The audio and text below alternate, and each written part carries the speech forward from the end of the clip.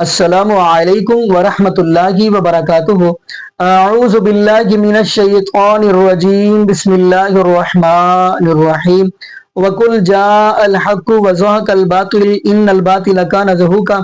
जी नाज़रीन, आज हम आपको बड़ी अहम वीडियो दिखाने जा रहे हैं। मेरा मतलब इंजीनियर मोहम्मद अली मिर्ज़ा साहब का मुनाज़रा, और जो सामने है वो है मुफ्ती मनीर चिश्ती। आपको पता है चिश्ती कौन लगाते हैं, यानी बरेलवी तो मकतब फिक्र का ये मुफ्ती साहब है, और ये फेस टू फेस गुफ्तगू हो रही है, सवाल जवाब हो रहे हैं। तो नाज़रीन, बड़ी अहम वीडियो है। जब आप मुकम्मल देखेंगे फायदा आपको ये होगा कि आपके इल्म में भी इजाफा होगा। नंबर 2 फायदा ये होगा, जब बंदा कुरान हदीस की बात सुनता है तो उसका ईमान ताज़ा होता है। तो नाज़रीन, हम बढ़ते हैं वीडियो की तरफ, फिर इंशाअल्लाह नाज़रीन आगे हम भी गुफ्तगू करेंगे। आगे नाज़रीन मिलके वीडियो देखते हैं। आपको सवाल है कोई? नहीं, मुलाकात करनी थी सर। होगी ना मुलाकात, मिल बैठे, और कौन सी मुलाकात? कोई बात ही करनी होती है ना। आप वो बात कर लेना, बेहतर से आपके सामने हो जाएगी। कोई बात है तो आप, कोई सवाल आपने करना है तो कर लें। जी, एक तो ये कि मसला यजीद के हवाले से हमने किताब लिखी है मैंने। अच्छा, माशाल्लाह। अर्ज किया था पहले भी जी जी। इसमें किफ़ायतुल्लाह सनाब अली का रद्द किया है और दीगर देवबंदी मकतब फ़िक्र के कुछ उलमा का, और हमारे एक लाहौर के बड़े मशहूर नासबी मौलवी साहब हैं मुफ्ती फजल चिश्ती नाम के। यार वो तो नासबी भी नहीं है, उसके तो इस्लाम में भी शक है। वो तो इतनी गालियां निकालता है, उसकी तो कोई वुकत ही नहीं है कि उसकी कोई बात भी करे। इनको कौन जानता है? वो आप लोग उलमा के हल्के में उनको जाना जाता है, वरना उनकी क्या औकात है वो आपको पता है। इल्मी हल्कों में तो कोई भी उनको उस तरीके से वो ना उनकी कोई बात में कोई वजन होता है, ना कोई ऐसा है कि उनको कोई अहमियत है। नहीं, वो एक तो जो 3 की रिवायत है ना जी, हज़रत इमाम हुसैन रज़ी अल्लाह ताला अन्हु के वाले से, तो वो ज़्यादा पेश करते हैं, ज़्यादातर वो पेश करते हैं। तो आपका भी इस सिलसिले में एक क्लिप था जिस हवाले से वो काफ़ी हमें दिखा रहे थे, और हज़रत अबू अय्यूब अंसारी रज़ी अल्लाह ताला अन्हु की नमाज जनाजा के हवाले से कि यजीद ने पढ़ाई थी, इस तरह का कोई आप तो उससे कोई फर्क नहीं पड़ता। इमाम हसन का जनाजा मरवान ने पढ़ाया है, वो तो कुरान नहीं पढ़ाना होता है। साबित भी नहीं है जब अबू अय्यूब अंसारी का नमाज जनाजा पढ़ाना जो है वो साबित भी नहीं है। हमने तो उनको यही कहा है, दलाल भी नहीं, अगर पढ़ा भी ले तो कोई फर्क नहीं पड़ता। उसकी वजह यह है कि रसूलुल्लाह अब्दुल्लाह इब्न उबई का जनाजा पढ़ाए, तो क्या अब्दुल्लाह इब्न उबई को कोई फर्क पड़ता है? क्या कोई फर्क नहीं पड़ता। इन चीजों से चीजें कोई साबित नहीं होती हैं, ठीक है। चीजें साबित होती हैं इल्मी तरीके से। इस तरह इनडायरेक्टली किसी के कोई फजाइल साबित नहीं होते। ये एक जाली तरीका होता है चीज बनवाने का। भाई अब्दुल्लाह बिन उबई का तो नबी इस्लाम ने जनाजा पढ़ा ना, इमामुल अंबिया ने, तो कोई नफा तो नहीं हुआ उसको, रईसुल मुनाफिकीन ही कहा गया। हालांकि सिर्फ जनाजा नहीं पढ़ा, बुखारी मुस्लिम में लुआबे दान मुंह में टपकाया, कब्र पे खड़े होकर दुआ की, अपना कुर्ता दिया, और कुरान में है कि नबी 70 दफा भी मगफरत करोगे मैं तुम्हारी दुआ इनके हक में कबूल नहीं करूंगा, क्योंकि ये अल्लाह रसूल से जंग करने वाले हैं। तो इन चीजों से कोई फर्क नहीं पड़ता। जनाजा क्या आप जन्नतुल बकी गरकत कब्रिस्तान में भी दफना दें तो कोई फर्क नहीं पड़ता। वहां ज़ियाउद्दीन मदनी भी दफन है, इलियास कादरी के पीरो मुर्शिद, और शेख ज़करिया कांदली फज़ाइल माल वाले वो भी बकी गरकत में दफन है। बरेलवी देवबंदी से पूछ रहे, दोनों कहते हैं जन्मी है, कोई फर्क नहीं पड़ता। तो ये सारी ऐसी जज्बात, बाकी आपकी तरह से कुछ चीजें हैं, अगर आप इजाजत दें। मेरे ख्याल आज की वीडियो में वो सारी चीजें क्लियर हो चुकी होंगी। नहीं, कुछ अगर जी आप बात कर लें, मैं जवाब दे दूंगा। कुछ ऐसी हदीस हैं जिनके मुतल्लिक आपने कहा कि ये है ही नहीं किसी किताब में, तो वो किसी न किसी किताब में होती हैं। बाद ऐसी चीज़ हैं, बाकी कुछ ऐसी हैं जैसा कि हज़रत अबू बकर सिद्दीक़ रज़ी अल्लाह ताला अन्हु के हवाले से आपकी एक वीडियो देखी जिसमें आपने कहा कि नबी अलैहि सलाम ने हज़रत अली के पीछे नमाज भी नहीं पढ़ी, ना हज़रत अबू बकर सिद्दीक़ के पीछे। जी जी, जबकि हदीस में ये बात है हज़रत अली के पीछे पढ़ी है, हज़रत अबू बकर के। हाँ, तो पहले तो ये बात है, ये आधी बात तो ठीक होगी। नहीं, आपने उसमें ये फरमाया कि हज़रत अब्दुर्रहमान बिन औफ का वो मैं बात, लेकिन अभी आपने 2 नाम लिए ना कि आपने पीछे नहीं पढ़ी। हाँ, हज़रत अली के पीछे पढ़ी है? नहीं पढ़ी, लिहाजा आधी 50% तो मैं जवाब आपने खुद दे दिया। मेरे साथ बड़ी एहतियात से बात करनी पड़ती है, क्योंकि मैंने अपनी हर बात को रट्टा मारा होता है कि मैंने कितना जुमला बोला है। अच्छा, रह गया हज़रत बकर सिद्दीक़ के पीछे। हज़रत बकर सिद्दीक़ के पीछे जो नमाज पढ़ी है ना, जामिया तिरमिज़ी में रवायत मौजूद है, ठीक है। वो रवायत अधूरी है, वो पूरी रवायत बुखारी मुस्लिम में, और वो कराइन भी बताते हैं एक ही रवायत है। उसमें हज़रत बकर सिद्दीक़ बैठे हुए, नबी इस्लाम बैठे हुए और अबू बकर खड़े हुए। वो पूरी रवायत बुखारी के अंदर मौजूद है। उसमें हज़रत अबू बकर सिद्दीक़ ने मुसल्ला छोड़ दिया था, वो नमाज नबी इस्लाम ने बैठ के पढ़ाई है। उसका सबूत ये है, ये जो मेरा मौकिफ है, ये आइम्मा अहले सुन्नत का मौकिफ है। ये बहुत बड़ी बात थी आइम्मा अहले सुन्नत को हज़रत बकर सिद्दीक़ के फजाइल में इस रवायत को लाना चाहिए, किताबें जब लिखी जाती हैं। अब मैं वो तो रवायत क्या है, इब्न माजा ने बकायदा बाब बांधा है कि नबी का उम्मती के पीछे नमाज पढ़ना। उसमें अब्दुर्रहमान बिन औफ वाली रवायत लेके आए जो मुस्लिम शरीफ में है। और ये जो रवायत है तिरमिज़ी वाली जो पूरी बुखारी में है, इसको भी उन्होंने जिक्र किया लेकिन दूसरे वाले चैप्टर में जिक्र किया। तो ये मौकिफ मेरा, यानी मेरा कोई तफरुद नहीं है, इमाम इब्ने माजा ने इसमें फर्क किया हुआ है, यानी ये मेरा मौकिफ नहीं है, मुझसे पहले बाकी लोगों का मौकिफ है। अगर आप ये समझते हैं कि अगर ये चीज हुई थी तो हज़रत बकर सिद्दीक़ रज़ी अल्लाह तआला अन्हु की फजीलत के एतबार से अगर इमाम बुखारी इमाम मुस्लिम ने कहीं से जिक्र किया हुआ है तो वो कहीं नहीं है, वो उसी उसमें है। मेरे नजदीक तो ये भी फजीलत है उनकी कि वो नबी इस्लाम की जगह भी नमाज पढ़ा रहे थे, और नबी इस्लाम का पीछे नमाज पढ़ना वो एक अलग से फजीलत है, लेकिन नबी इस्लाम के मुसल्ले पे खड़ा होना ये खुद भी एक फजीलत है। और यही वजह है कि इसको हज़रत अबू बकर के फजाइल में जिक्र किया है इमाम बुखारी ने इस हवाले से कि उन्होंने नबी इस्लाम के मुसल्ले पे पढ़ाई। तो इससे कोई फर्क नहीं पड़ता। देखें, मुझसे जिसने भी इख्तिलाफ राय करना है ना, वो डॉक्ट्रिन के ऊपर करे। छोटी छोटी जो निटी ग्रिटीज है ना कि फलां जगह ये बात होगी उसमें ये निकल सकती है, उसके बाद एंड रिजल्ट क्या है, एंड रिजल्ट में और आप एक पेज पे हो। मसलन इस फजीलत का इनकार करके जो आपकी नजर फजीलत है, अगर मैं हज़रत अबू बकर के फजाइल का हदीस है, यानी मुस्नद अहमद में पूरी हदीस, जी मैंने वो भी पढ़ी हुई है, वो पूरी हदीस वही है जो बुखारी मुस्लिम वाली है, वो भी पूरी नहीं है। अगर इसके बाद हम हज़रत बकर सिद्दीक़ रज़ी अल्लाह तआला के फजाइल के खिलाफ हो जाए ना, फिर मसला होता है। जुज़वी फजीलत का इनकार करने से ना तो कोई राफजी बन जाता है ना कोई नासबी बन जाता है, जब तक ओवरऑल फजाइल का इनकार ना करे। अब इमाम इब्न तैमिया हजरत अली के कई फजाइल का इनकार करते हैं, लेकिन क्या इन फजाइल की इनकार करने की बुनियाद में हम इमाम इब्न तैमिया को नासबी कहें? नासबियत बहुत बड़ा फतवा है, वो लगाने के लिए हमें टाइम चाहिए। हम उनकी ओवरऑल डॉक्ट्रिन देखेंगे, लेकिन ओवरऑल जब हम डॉक्ट्रिन देखते हैं तो हम देखते हैं कि इब्न तैमिया नासबियों से नफरत करते हैं। वो ये मानते हैं कि खुलफाए राशिदीन जो है वो 5 है, अबू बकर, उमर, उस्मान, अली और हसन इब्न अली, वो हजरत मुआविया को खलीफा राशिद नहीं मानते। उन्हें वाज़ेह लिखा है कि हम उन्हें बादशाहों में से एक बादशाह मानते हैं। अगर एक बंदा उनको खलीफा राशिद नहीं मान रहा ना, अब उसकी सुन्नियत में कोई शक नहीं रह गया। अगर वो नासबी होता ना तो यहां डंडी मारता। खुद इब्न तैमिया मान रहा है कि रबीउल अव्वल 41 हिजरी में हजरत हसन की सुलह होना, रसूलुल्लाह की पेशगोई पूरी होगी कि खिलाफत 30 साल तक रहेगी। अब ये वो बात है जो आज के वाबी करार करते हुए डरते हैं, इब्न तैमिया लिख रहा है। तो इसका मतलब है कि अगर वो इस हदीस का इनकार कर रहा ना कि अल्लाह उससे मोहब्बत रख जो अली से मोहब्बत रखे, उससे बुग़्ज़ रख जो अली से बुग़्ज़ रखे, वो इस जुज़ का इनकार करते हैं। मन कुन तो मौला वाली हदीस को ठीक मानता है, लेकिन उसके आखिरी जुज़ को वो कहते हैं ये साबित नहीं है। तो मैं नासबियत का फतवा नहीं लगाऊंगा, मैं कहूंगा यहां पे उनको गलती लगी है। हमारे लिए मुस्लिम की हदीस काफी है कि अली से मोहब्बत नहीं रखेगा मगर मोमिन, अली से बुग़्ज़ नहीं रखेगा मगर मुनाफिक, इसका तो वो इनकार भी नहीं करते। तो जुज़ियात में हो सकता है, इस तरह मुझसे भी इख्तिलाफ हो सकता है। ओवरऑल मेरी डॉक्ट्रिन पे कोई सवाल उठाए कि आपने जो ये एक हंगामा खड़ा किया है इस मसले में, ये टोटली फ्रॉड है। मसलन मैंने सूफिया के गुस्ताखाना बातों के ऊपर जो हंगामा खड़ा किया है, कोई आगे मुझे कहे कि नहीं, टोटली मैं ये कहता हूं आप जितनी गुस्ताखाना बातें बता रहे हैं कोई भी गुस्ताखाना नहीं है, सब इश्क रसूल की दास्तान है, लिवाई आजम मिल लिवाई मोहम्मद। तो मैं तो मुमताज काजी को फोन कर दूंगा कि ऐ जी बैठे चिश्ती साहब, मैं आपने तो कुछ भी नहीं करना। अच्छा, तो डॉक्ट्रिन में अगर कोई इख्तिलाफ है वो जरूर डिस्कस करें। निटी ग्रिटीज में हो सकता है, मुझे खुद अपने आप से इख्तिलाफ है, मुझे अपने ज़मीर से कई मामलात पे इख्तिलाफ है कि मैं उस शख्स को रज़ी अल्लाह अन्हु क्यों कहता हूं, लेकिन मैं इल्मी तौर पे चूंकि कायल हूं, मैं अपने नफ्स पे जबर करके रज़ी अल्लाह अन्हु कह देता हूं। तो मुझे तो अपने आप से भी इख्तिलाफ है तो मैं अपने इख्तिलाफ के साथ एक जगह जमा हूं, तो आप भी कर सकते हैं। अच्छा, एक चीज़ और है जो आपने अभी भी कहा, यानी बयान में पहले भी ये सुना कि हर किसी के पीछे यानी नमाज पढ़ने का मसला है कि आप यानी एक तरफ से तो आप कहते हैं कि फ़लाँ लोग जो हैं ये शिरक करते हैं, यानी फ़लाँ मदद मांगना शिरक है, फ़लाँ चीज़ शिरक है, फ़लाँ चीज़ शिरक है। यानी कोई शख्स अगर एक फेल करता है, अमल करता है, वो शिरकिया करता है, जब वो शिरक कर रहा है तो फिर उसके पीछे नमाज पढ़ने का आप हुक्म कैसे देते हैं? हाँ जी, पहली बात है आपको यही सवाल करना चाहिए था। कोई और होता तो कहता कि फलां शख्स गुस्ताखे रसूल है तो आप उसके पीछे नमाज पढ़ने का क्यों कहते हैं, ये भी सवाल हो जाता है ना। तो दोनों चीजों को जमा कर लेते हैं।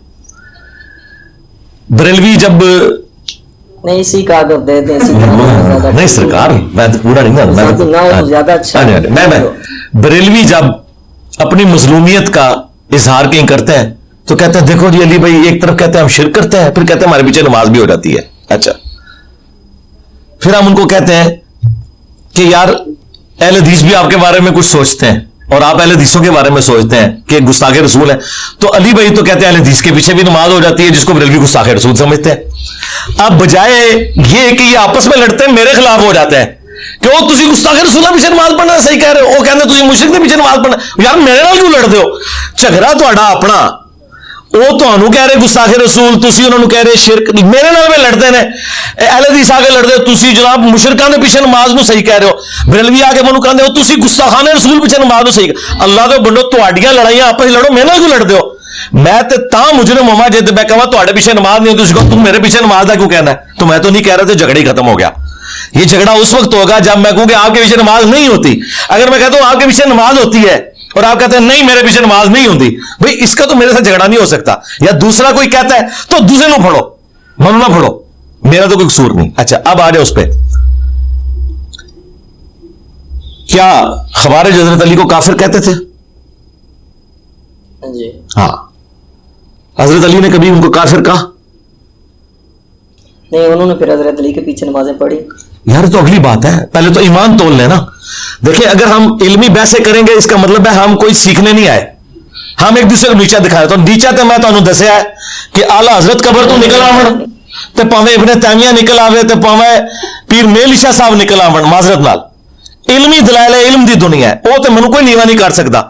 मैं दस देंगा पीर मेल ईशा साहब ने किथे किथे दीन दे नाल जो कुछ किया है, उन्हें भी वस्ताई बेसबरी वसरात याली मदद साबित किया होया जे। वह मैं पूछना यार ये तो साबित होता है यार, इतना पढ़ा लिखा बंदा अल मदद या नमाज अल मदद या सबर पे साबित करता है, तो वो छड़ दो, वो मुकाबला नहीं। मैं सिंपल एक गल कर रहा हूं समझाने, मैं टीचर हाँ, टीचर का काम है समझाना। मौला अली को खवारिज ने काफिर कहा, मौला अली ने खवारिज को कभी काफिर नहीं कहा। इसका मतलब है कि पहला क्वेश्चन तो हजरत अली पे है कि वो खवारिज जिनके बारे में बुखारी मुस्लिम में हदीस है वो दीन से निकल जाएंगे, और मुस्नद अहमद में जहन्नम के कुत्ते हैं खवारिज। हजरत अली उन्हें काफिर क्यों नहीं कह रहे? हजरत अली को कौन सी चीज रोक रही है उन्हें काफिर कहने से? उसकी वजह है कि वो ये समझते हैं जो उन्होंने खुद कहा कि इन्हें तावील की गलती लगी है। जब तावील की गलती लगी है तो फिर कुफर उनकी तरफ नहीं लौटेगा। लेकिन ये ना लौटने का मतलब यह नहीं है कि वो जहन्नम के कुत्ते नहीं है। हां, आज भी जो शिर्क कर रहा है इसका यह मतलब नहीं है कि वो जहन्नम का कुत्ता नहीं है। हम उसे मुसलमान समझेंगे। हाँ, आपने कहा नमाज पढ़ेंगे जी, अब्दुल्ला बिन उमर खवारिज के पीछे नमाजें पढ़ते थे, और अब्दुल्ला बिन उमर है जिसके ऊपर पूरी की पूरी यानी सूफियत खड़ी है कि वो कहते थे खवारिज बदतरीन मखलूक है। बुखारी में उनका कौल है तालीकन कि वो काफिर वाली आयात साहबा पे लगाते हैं। वो एक तरफ कह रहे हैं बदतरीन मखलूक, और दूसरा सुन कुबरा बहीकी में वो खवारिज के पीछे और मुख्तार सखफी के मानने वालों के पीछे नमाजें पढ़ते थे। और लोग कहते थे क्यों पढ़ते हो, जैसा तुझे मन पूछा है, तो कहते सन कि भाई नेकी के काम में इनका साथ देंगे, बुराई में लग रहेंगे। तो आज भी बरेलवी देवबंदी अहले हदीस शिया अपनी खराबियों की वजह से खवारिज से तो गए गुजरे नहीं है, ठीक है, कि जिन्होंने डायरेक्ट साहबा को काफिर कहा।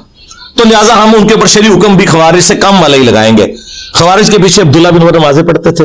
हजरत अली ने कहा, पूछा गया काफिर है, फरमाया नहीं काफिर नहीं। पूछा गया मुनाफिक है, कहा मुनाफिक नहीं, क्योंकि मुनाफिक तो बहुत थोड़ा अल्लाह का जिक्र करते हैं। और कहा काफिर इसलिए नहीं है कि कुफर से नफरत की वजह से मुझे छोड़ गए। कितना जिक्र है हजरत अली का, ठीक है। तो कुरान की रूह से जो काफिर और मुनाफिक ना हो तो मुसलमान होता है। जिस तरह मर्द औरत और मुहन्नस ही होता है, चौथी कोई मखलूक नहीं है। दीन में भी तीन मखलूक आती हैं, काफिर, मुनाफिक और मुसलमान। हां, मुसलमान में आप कह सकते हैं ढीला मुसलमान, फासिक मुसलमान, बागी मुसलमान, खारजी मुसलमान, है मुसलमान ही है। हजरत अली ने खुद उन्हें मुसलमान कहा। अब जब मुसलमान कोई हो जाता है ना, उसके पीछे नमाज हमारे नजदीक जायज है। आप कहते हैं कि मुसलमान के पीछे नमाज नहीं होती, तो हमें वो दलील चाहिए जिस दलील में लिखा हो कि मुसलमान के पीछे नमाज नहीं होती, क्योंकि दलील ना पढ़ने वाले ने देनी होती है, पढ़ने वाले ने दलील नहीं देनी। हर चीज अपनी असल में हर मुसलमान दूसरे मुसलमान के पीछे नमाज पढ़ सकता है। अगर कोई कहता है ना किसी मुसलमान की दूसरे मुसलमान के पीछे नमाज नहीं होती, दलील उसने देनी है, हमने सिर्फ उसका इस्लाम साबित करना है।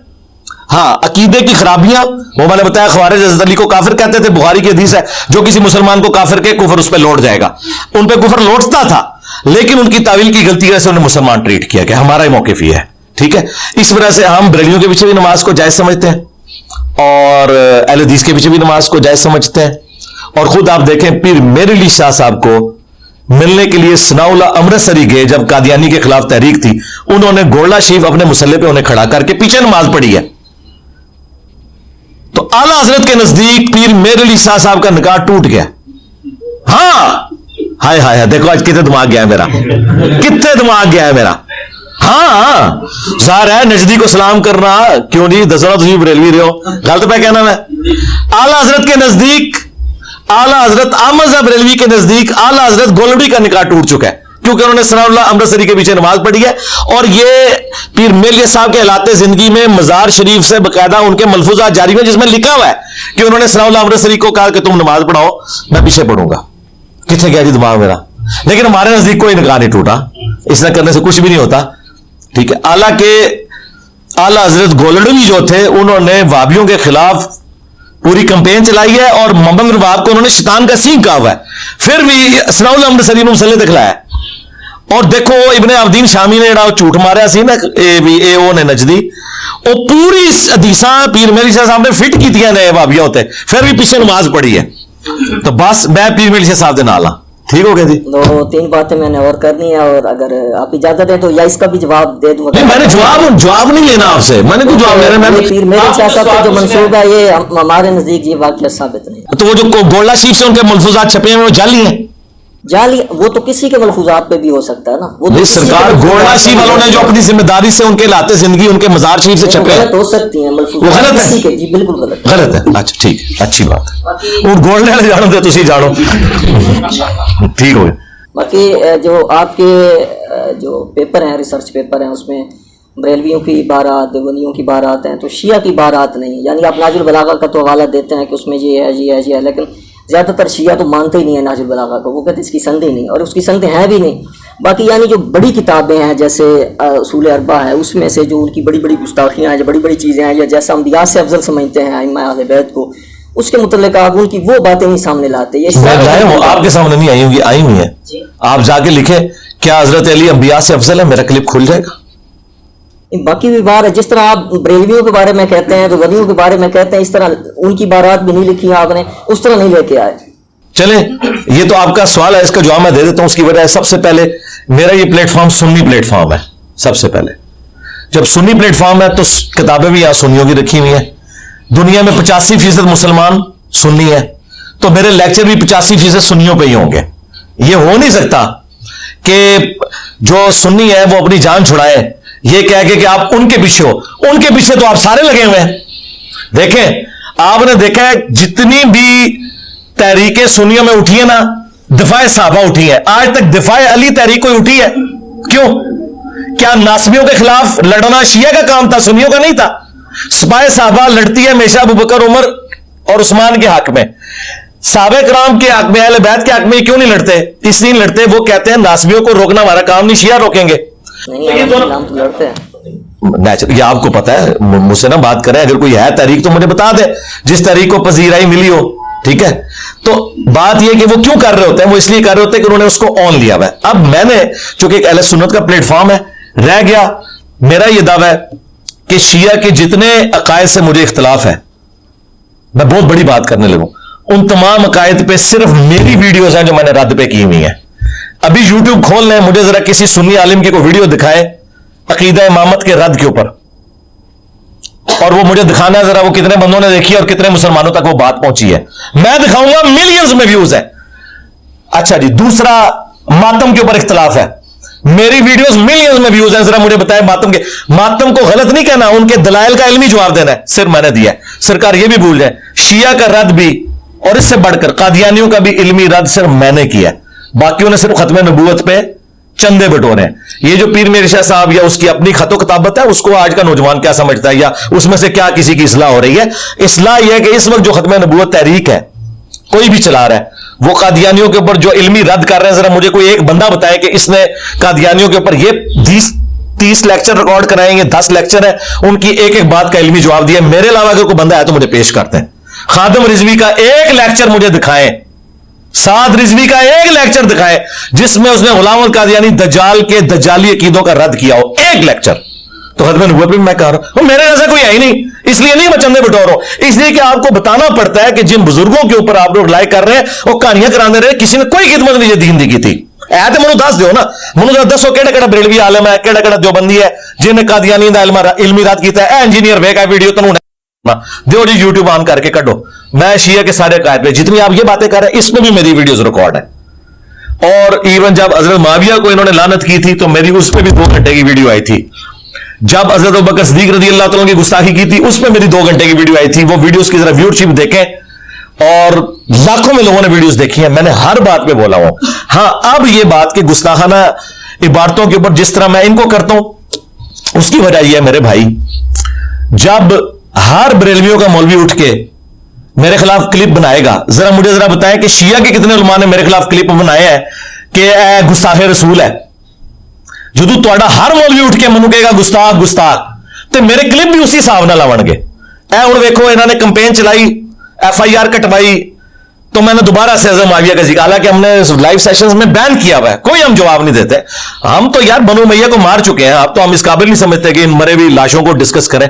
मैंने इतनी वीडियोस रिकॉर्ड, मैं नहीं डिस्कस करता, लेकिन आजकल को कोई फिर एक कंपेन उठाए कि ये माविया का गुस्ताख है, मैं अगली इतवार फिर ठोक देवांगा। सीधी सी गल है, और नहीं बोलेंगे मैं नहीं बोलांगा। किधर बिलाल बताओ कितने लाइव सेशन में सवाल आते हैं, 1 साल हो गया, एक जवाब भी नहीं दिया। तो बरेलवियों का मसला यह है कि उनका हर मौलवी उठ के मुझे गुस्ताख कहता है, तो फिर मैं उसको जवाब देता हूं। अब शिया भी जहां पे कोई इस तरीके से हंगामा खड़ा करेंगे तो वो बातें रिपीट करूंगा, लेकिन वीडियोस रिकॉर्ड है। और सबसे बड़ी बात कि सिर्फ मेरी है, जिनकी आप बात कर रहे हैं उन्होंने तो कुछ भी नहीं सुन्नियत के लिए किया, ना उन्होंने नासबियत के लिए कुछ किया, और जो करते भी हैं उनका अशर ये होता है कि दाता दरबार जब तकरीर करते हैं तो लोग जूते मारते हैं उनको, ये उनकी औकात है। ये अब बरेलवियत का हाल हो गया है कि मुफ्ती हनीफ कुरैशी जब दाता दरबार तकरीर करने लगता है तो उसे लोग जूतियां मारते हैं कि तू राफजी है। ठीक है, इसका मतलब यह है कि हनीफ कुरैशी बनु उमैया के खिलाफ नहीं बोल सकता, वो अहले बैत का दफा नहीं कर सकता। तो सरकार ये सारे ठेके मेरे पास हैं। ठीक होगा जी, अगला बंदा कौन है जी? जी बचा करो। अस्सलाम वालेकुम वरहमतुल्लाहि वबरकातुहू। वालेकुम सलाम। ओ यार एडा पर्चा ना खोलो यार, 1-2 सवाल कर गल खत्म। कितनी पहले तो आप मुझे बताओ कि तालीम क्या है, क्या करना चाह रहे हो आप? जी भाई, मैं ग्रेड 10 में पढ़ता हूँ। अच्छा, उसके बाद मैं दीनी मुताला भी करता हूँ। मुताला किसी मदरसे में पढ़ रहे हैं? जी मैं खुद ही। अच्छा, तो इस तरह का सवाल है तो वो कर लें, बाकी सवाल तो आप क़यामत तक लिखते रहेंगे, वो खत्म ही नहीं होंगे। तो कोई नहीं है। हाँ, इस तरह का कोई सवाल नहीं है। अब जो बाकी सवाल है ना, बच्चा अपनी तालीम के ऊपर तवज्जो दे, वही फायदेमंद चीज है। ये जो बारीकियां ना, इनको करने की जरूरत नहीं है। कुरान की तफसीर पढ़े, कुरान का तर्जुमा पढ़े, अपने अकायद की इस्लाह करें। सबसे पहले मुझे तो ये बताएं, आप फजर की नमाज मस्जिद में जमात से पढ़ रहे हैं? बस इसके ऊपर तवज्जो दें, और सुन्नत अस्कार सुबह शाम के करें, तालीम के ऊपर तवज्जो दें। ये जो बाकी बारीकियां है ना, इल्मी बहस है, ये इतनी ज्यादा है कि अगर 1000 साल आपकी जिंदगी और मेरी भी, हम एक दूसरे को जवाब देते हैं तो खत्म नहीं होंगे। इसलिए क्या कुरान में हर बात का जवाब दे दिया गया? नहीं, कुरान में डॉक्ट्रिन क्लियर की है। तो डॉक्ट्रिन वाला अगर कोई सवाल है ना, अगली बार फिर आ जाना, कोई मसला नहीं। आप तफक्कुर करें कि ये डॉक्ट्रिन है कि ये बात करने से आपका ये पूरा मुकदमा धड़ाम से घिर जाता है। ये बीच में एक ऐसी आपने दलील दी है, तो मैं आपको क्या कहूंगा कि मैंने इस बात के ऊपर 50 दलीलें दी थी, ये छोड़ दो, 49 ले लो।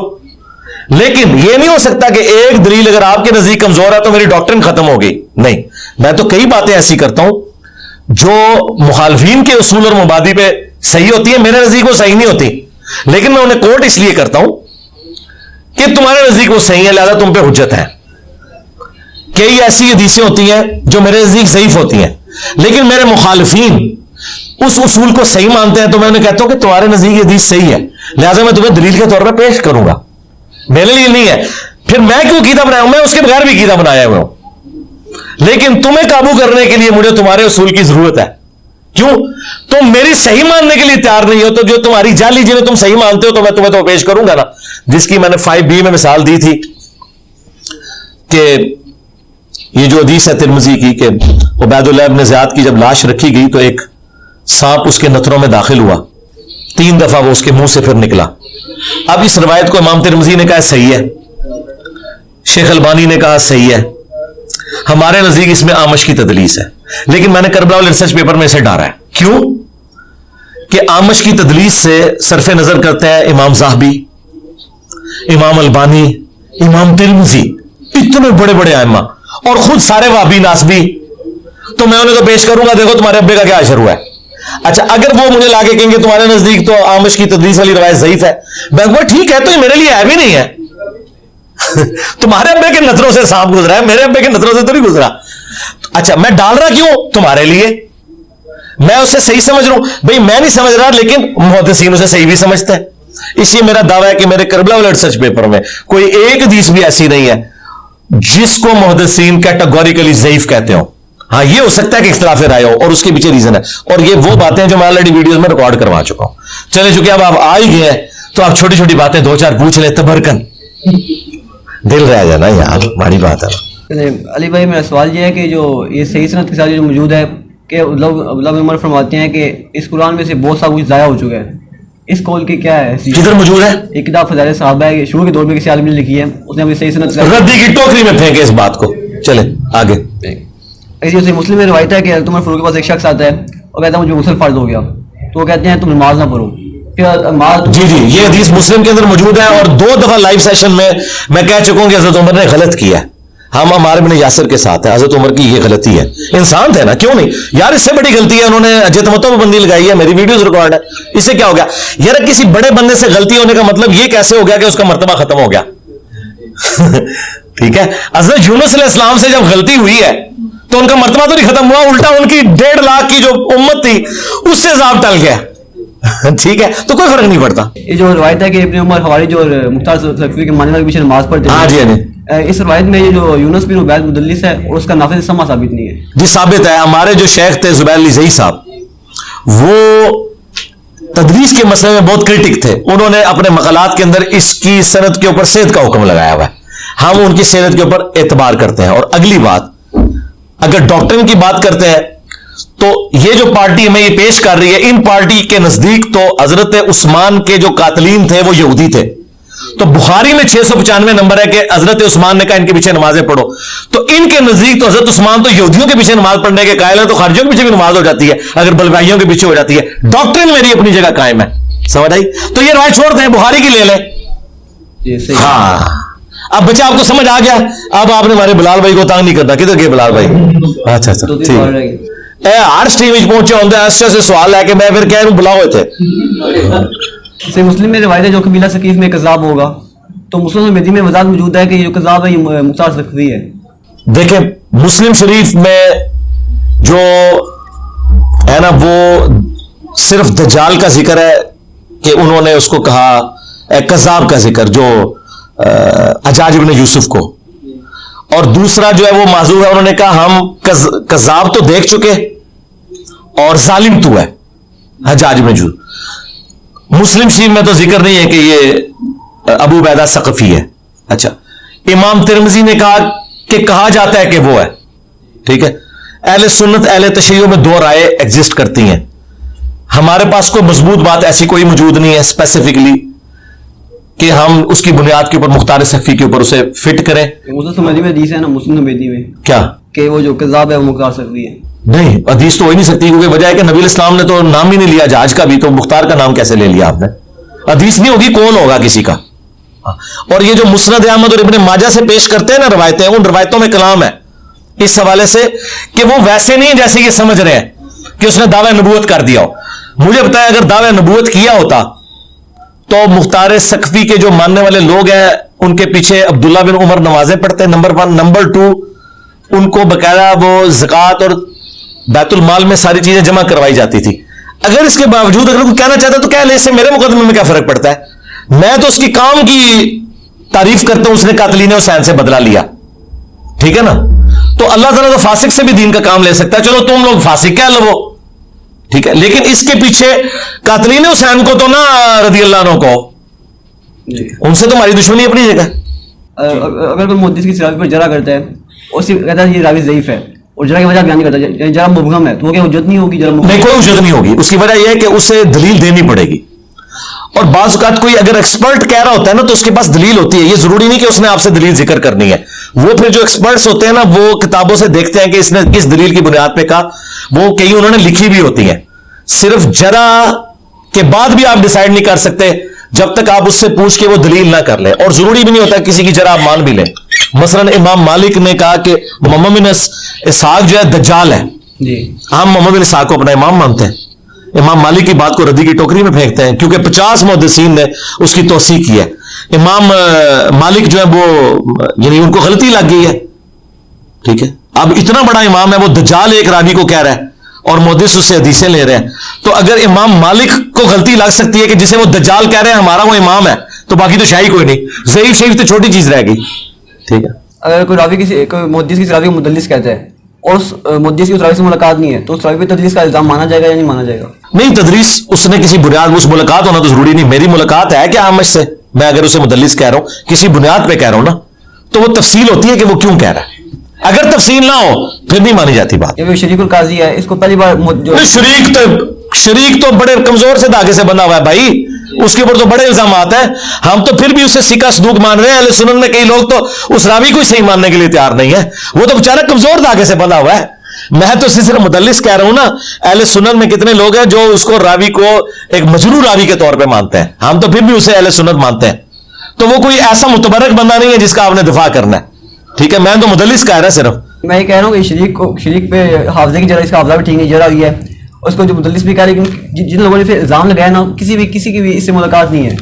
पहली बार मुदल्लिस को इमाम हज़म ने पहली बार मुदल्लिस कहा है, उनके 300-400 साल बाद इसके यहाँ हैं, तो फिर इस पे तदलीस का इल्जाम किस तरह माना जा सकता है? चलो इसके ऊपर कोई तहकीक की जा सकती है, बारी तहकीक में शरीक अल कादी मुदल्लिस है। और नजर कहते हैं ये तदलीस से बड़ी है।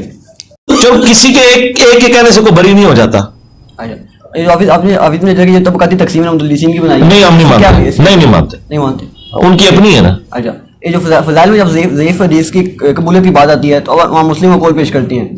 जो इमाम मुस्लिम का कौल है वो एक तरफ है, इमाम नववी, इमाम ज़ाबी, बाकी मुद्रिसीन का कौल एक तरफ है। तो जमहूर मुद्रिसीन को हम देखेंगे इमाम मुस्लिम पहली तो बात है ज़ाबी या नववी क्या शायद मुस्लिम के मुकाबले पे, नंबर 1। नंबर 2, मुस्लिम ने जो मौके पर अडॉप्ट किया उसकी बरकत तो हमें नजर आ रही है कि इन सारी ज़ईफ़ रवायतों से इन्होंने कीदे बना लिए हैं। अगर इमाम मुस्लिम वही मौक़िफ़ अडॉप्ट करते तो फिर इन्होंने कितना गंद डालना था। इमाम मुस्लिम वाले मौक़िफ़ की वजह से उम्मत बचती है, क्योंकि इन्होंने ज़ईफ़ रवायतों पे अकीदे जोड़ लिए। देखें, अंगूठे चूमने के ऊपर झूठी रवायत है, इसके ऊपर उन्होंने कीदा बना लिया कि शफात होगी।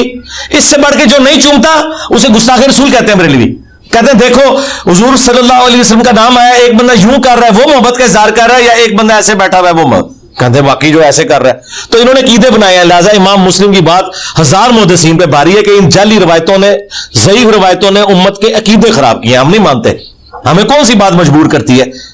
अगर मुहद्दिसीन इस बात पर इजमा कर लें कि फजाइल में ज़ईफ़ हदीस कबूल है, फजाइल में रह नहीं रही, उसकी वजह फजाइल में नहीं रह रहे, अकीदा बनाया हुआ है। नहीं, मैं वैसे बात कर रहा हूँ। अगर कोई लेना चाहता है जरूर ले, बरेलवी फजाइल तक ले, ये अनाउंसमेंट करें कि जो अंगूठे नहीं चूमता वो हमसे बड़ा आशिक़ रसूल है क्योंकि वो दुरूद शरीफ पढ़ रहा है। तो मैं कहूंगा कि मैं रवायत को मानने के लिए तैयार हूं। ये कहते हैं ये गुस्ताख रसूल है, इतने जालिम है। तो मुहद्दिसीन का ये जो बाला कहते हैं ना कि ज़ईफ़ रवायतें उन्होंने कबूल की है, तो उन्होंने फजाइल में कबूल किया है, कीदों में नहीं की। ये कीदा बनाते हैं उससे। अब आपको समझ आई? समझ रहे हैं ना? हाँ। अगर इमाम अगर बैठ कर नमाज पढ़ाए तो मुफ्ती भी बैठ के पढ़ेंगे या खड़े होकर पढ़ेंगे? ना बैठ के पढ़ेंगे ना खड़े होकर, क्योंकि 5 मिनट रह गए और पीछे से पुलिस वालों ने बंद कर देना।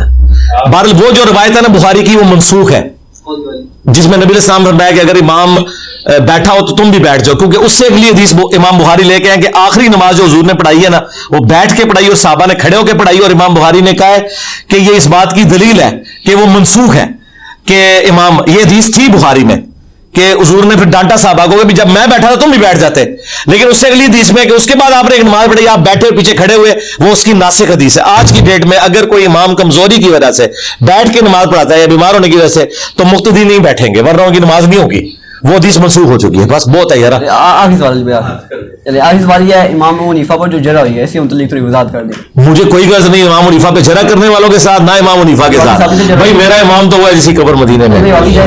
जी जरा साबित है, बहुत सख्त जरा साबित है। जी जी सही समय से साबित है। हाँ, और जो ये उनकी फजीलत भी बता रहे हैं ना कि जी इमाम मालिक कहते थे कि अबू हनीफा जो है वो अगर इस स्टून को कह दे सोने का तो साबित कर देगा, तो ये कहते हैं उनकी तारीफ की है। तारीफ नहीं की है उन्होंने, असल में ये कहा है कि भाई ये इतना है कि ये मिनिमम मैं अब कहना नहीं चाहता कि झूठ को भी सच साबित कर देगा। ये तारीफ नहीं की, ठीक है। और मुस्नद अहमद में अहमद बिन हंबल कहते थे अबू फलाना। ये जी नाज़रीन, आपने ये बड़ी मदद फरमाई। खैर नाज़रीन, यहाँ पे मैं लंबी चौड़ी गुफ्तगू तो नहीं करूंगा, लेकिन यहाँ पे एक बात कहता चलूं, जो मोमिन बंदा है उसके सामने जब रब्बुल आलमीन का कुरान पढ़ा जाता है तो उसका ईमान बढ़ जाता है। कहाँ पे लिखा है? सूरत अनफाल, फरमाया इन्नमल मुमिनून अल्लज़ीना इज़ा ज़ुकिरल्लाहु वजिलत कुलूबुहुम व इज़ा तुलियत अलैहिम आयातुहु ज़ादतहुम ईमाना व अला रब्बिहिम यतवक्कलून। फरमाया मोमिन तो वो है जब उनके सामने अल्लाह का जिक्र किया जाता है, कुरान पढ़ा जाता है, कुरान भी अल्लाह का जिक्र है। फरमाया जब इनके सामने अल्लाह का जिक्र किया जाता है वजिलत कुलूबुहुम, उनके दिल डर जाते हैं। आगे क्या फरमाया, वइज़ा तुलियत अलैहिम आयातुहु ज़ादतहुम ईमाना, जब तलावत की जाती है, कुरान पढ़ा जाता है, इनका ईमान बढ़ जाता है। व अला रब्बिहिम यतवक्कलून, और ये तवक्कल भरोसा अगर करते हैं तो एक अल्लाह की जात पर ही करते हैं। नाज़रीन सबसे मेन बात जो है, मेन बात ये है कि जिस बंदे के पास अकीदा तौहीद है, अकीदा तौहीद, तो मैं समझूंगा उस बंदे ने अपनी दुनिया भी बना ली और आखिरत भी बना ली। क्योंकि अकीदा तौहीद, मैं बार बार अकीदा तौहीद की इसलिए बात करता हूं क्योंकि अकीदा तौहीद ही मेन है।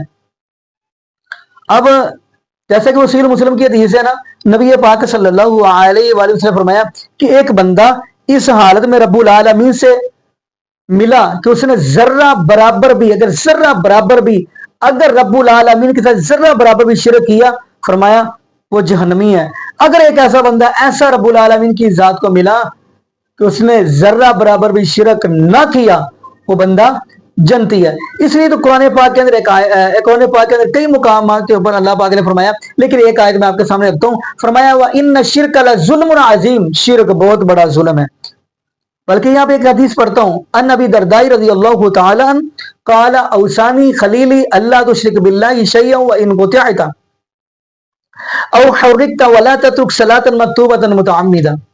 हजरत अबू दरदा रज़ियल्लाहु तआला फरमाते हैं कि मुझे वसीयत की खलीली, मेरे दोस्त ने मुझे वसीयत की, मेरे दोस्त ने, अल्लाह तुश्रिक बिल्लाह, अल्लाह के साथ शिरक ना करना, शैअन व इन कुतिअता औ हुर्रिकता, अगरचे आपके जिस्म के टुकड़े टुकड़े कर दिए जाएं, फरमाया अल्लाह के साथ शिरक न करना। नहीं, सीधी सी बात है। मैं एक छोटी सी मिसाल देता हूँ, दुनियावी मिसाल देकर समझाता हूँ। एक मिसाल है, मिसाल पे तौर पे अगर कोई गैरतमंद नौजवान है, लड़का है, उससे बंदा पूछे ना कितने भाई हो, तो वो कहेगा जी 5 7 9 जितने भी बताएगा। लेकिन बंदा उसी बंदे से अगर ये कह दे तेरे बाप कितने हैं, तो आपको पता है वो गैरतमंद जो नौजवान जो लड़का होगा उसको गुस्सा आएगा। वो ये बात कहेगा कि तुम्हें तमीज नहीं है बात करने की, तू क्या कह रहा है। यानी वो दूसरा बाप बर्दाश्त नहीं करता। चलो मैं एक और मिसाल देता हूँ। एक औरत है, उससे बंदा पूछता है ना, जब दोनों जब भी औरतें खड़ी हो दो, तो एक दूसरे से पूछे तो आपके बेटे कितने हैं, बच्चे कितने हैं, तो बताती है। अगर एक औरत दूसरी से ये बात कह दे अस्तगफिरुल्लाह मौदल्लाह के खामद कितने तेरे, तो उसको भी गुस्सा आएगा, वो भी बर्दाश्त नहीं करेगी। नदी जैसे नौजवान गैरतमंद बच्चा, गैरतमंद लड़का दूसरा बाप बर्दाश्त नहीं करता, गैरतमंद औरत दूसरा मर्द बर्दाश्त नहीं करती, तो अल्लाह रब्बुल आलमीन फरमाते हैं मैं कैसे अपने साथ किसी दूसरे को शिरक बर्दाश्त कर लूं, शरीक बर्दाश्त कर लूं।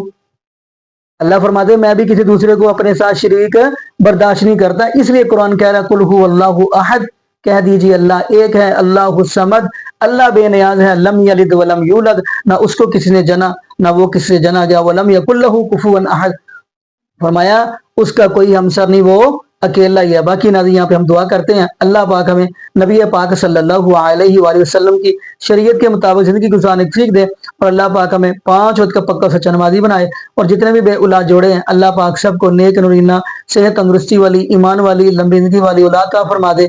जज़ाकुमुल्लाहु खैरा, अहसन जज़ा। अस्सलामु अलैकुम व रहमतुल्लाहि व बरकातुहू।